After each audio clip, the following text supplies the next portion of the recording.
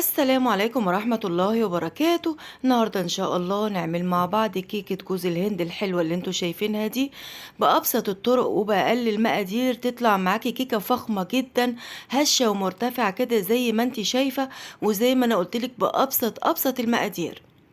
أول حاجة طبعا هنا معايا كوبايتين من الدقيق، اللي هو المج العادي بتاع الشاي، اللي هو المج 200 جرام.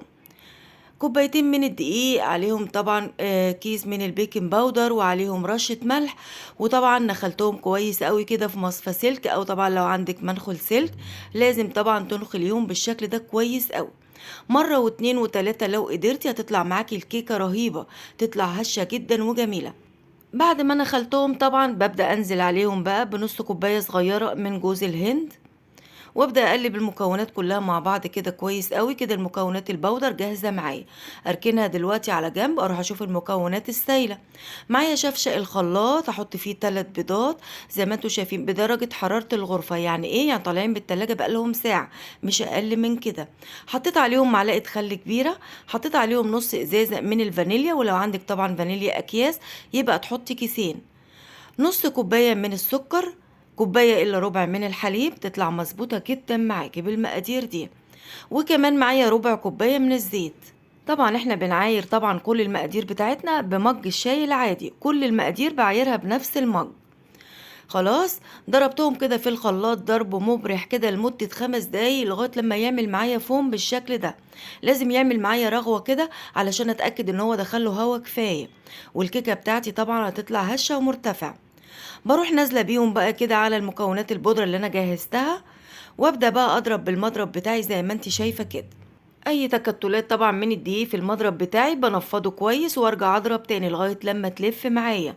بضرب شوية كويسين، يعني بضرب كده حوالي 10 دقايق، علشان طبعا كده زي ما انتوا شايفين كده تبقى لفة معايا وحلوة. ضربتها كويس خلاص كده، ببدأ بقى اختبرها زي ما انتوا شايفين. لازم يبقى ايه الخيط كده معايا كده متماسك او متواصل مع بعض، ما يكونش كده تعملش معايا خط مقطع مني. خلاص، يبقى كده الكيكة جاهزة وزي الفل. معايا طبعا صينية كده زي ما انتوا شايفين مقاسها 20. ببدأ ادهنها معلقة زيت واحدة وابطنها بيها كده كويس قوي. ومعايا طبعا ورقة زبدة على قد الأرضية، يا إما تبطنيها بدقيق بعد ما تدهني الزيت، معلقتين دقيق وتلفي بيهم في الصينية كلها. نزلت بخليط الكيك بتاعي اهو زي ما انتم شايفين، ما شاء الله حلو جدا والقوام مظبوط جدا. خبطة واحدة كده على الرخامة او خبطتين بالكتير قوي، وخلاص هي كده جاهزة تدخل معايا الفرن.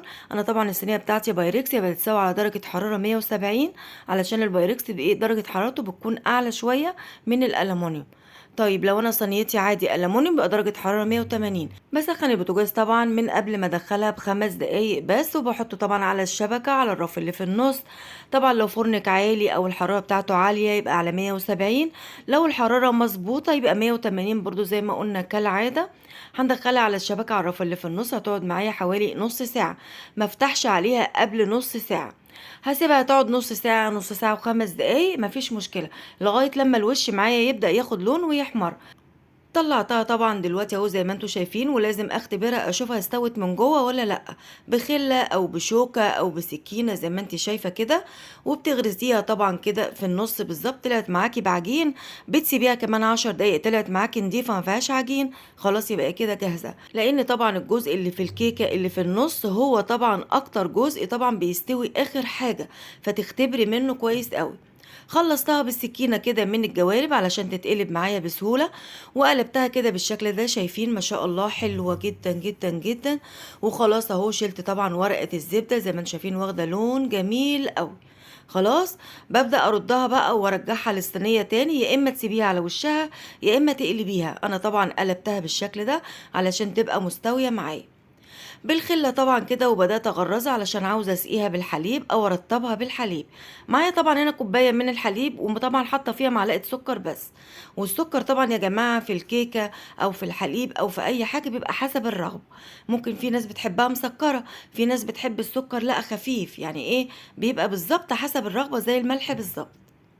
خلاص سقيتها كده كويس قوي ورطبتها كويس جدا. معايا طبعا هنا معلقة من عسل النحل، او لو عندك مثلا معلقة من المربى، او لو عندك معلقة من السيرب اللي هو السيرب الخفيف او تقيل مش مشكلة. بابدأ طبعًا أدهنها كده زي ما أنتم شايفين بالفرشة، علشان طبعًا أزوّقها بجوز الهند يلزق فيها. تحطي بقى جوز هند، عاوزة تحطي مكسرات مجروشة، عاوزة تحطي سوداني مجروش، أي حاجة، المهم إن إيه، لازم الأول نديها طبقة عسل خفيفة كده علشان يلزق فيها أي حاجة إحنا عاوزينها. بدأت أقطعها كده زي ما انتوا شايفين، ما شاء الله شايفين قد إيه هشة، باين قوي وأنا بقطعها، هشة جدا وزي الفل ومرتفع، وهوريكم دلوقتي، يعني هطلع لكم حتة وأوريها لكم دلوقتي. اهو شايفين طبعا بطلع حتة اهو زي ما انتوا شايفين، ما شاء الله ما شاء الله، بصوا مرتفعة وهشة وجميلة وناجحة 100%. اعمليها بالطريقة دي وبالمقادير دي أضمن لك كيكة فخمة جدا وجميلة زي ما انت شايفة كده، حاجة فاخر من الآخر. يا رب الطريقة تكون عجبتكم وتكون سهلة عليكم. إذا عجبتكم اعملوا لايك وشير وسبسكرايب، وبالهنا والشفا.